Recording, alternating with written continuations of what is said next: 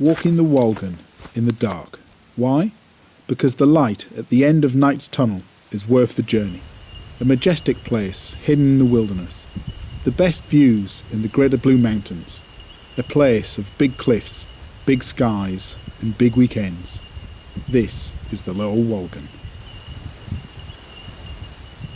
The Lower Wolgan is worth the walk. Plenty of reasons for first and repeat visits. Bushwalks, remote canyons, rock art, history and winter high camps.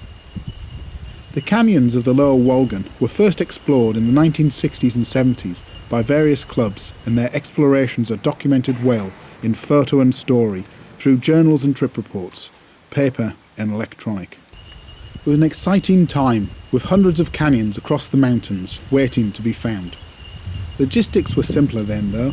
You could drive to the bottom of the canyons, now a 20-kilometre bushwalk along the Wolgan Fire Trail, or you could drive to the top at Mount Cameron, now a hopelessly overgrown 15-kilometre bush bash, but that's a good thing.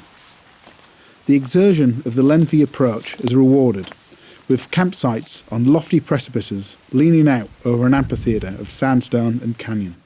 It's a wonderful experience to sit and watch the sun set and then rise from above these massive cliffs. Several canyons carve their way through the sandstone into this amphitheatre, some published, some not. It's a canyon. I picked it from the aerial photos. The peak of the Lower Wolgan Canyons is probably Inverse Canyon, discovered in 1974 by an NPA bushwalk trip.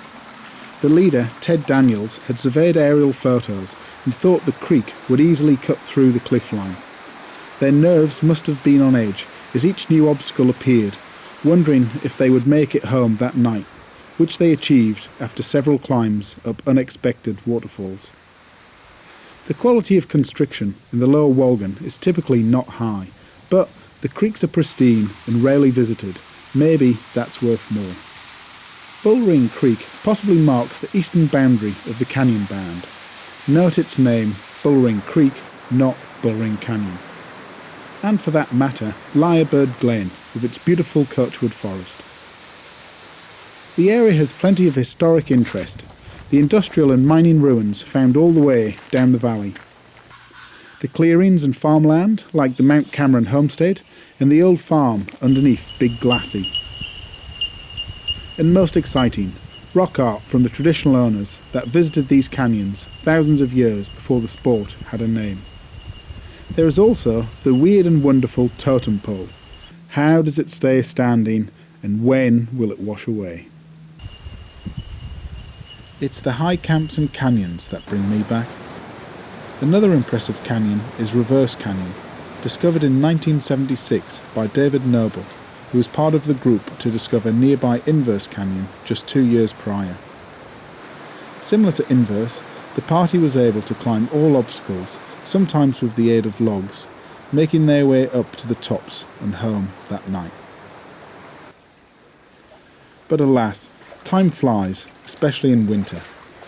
Need to find that fire trail before dark, but not before the pleasant surprise of Little Dingo Canyon. Short but good, maybe too good given the daylight hours remaining. And that takes us back to where we began, walking the Wolgan in the dark. Why? Because the Lower Wolgan is worth the journey.